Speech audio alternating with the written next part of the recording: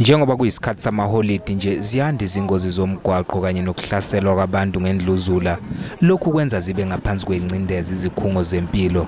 Those busy roads that we are going to be stationed, we will have also our nurses that will look at your blood pressure, that will look at your sugar level, so that as you drive, we look at your health also. Izimoto ezithwala iziguli ziba matasa kunakuqala. We are ready. We'll be having standbys in most of the busy areas like your N12, your N17. Our ambulances will be there so that we have a repeat response time.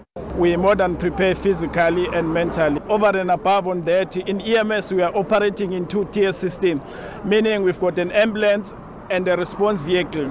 If an ambulance, let's say, it pick up the patient, then the response vehicle will mend the point where we can send the response vehicle to stabilize the patient, then the ambulance will come and transport. Izikhulu namashumi ayisithupha nesishiyagalombili kuphela izimoto ezithwala iziguli eMpumalanga.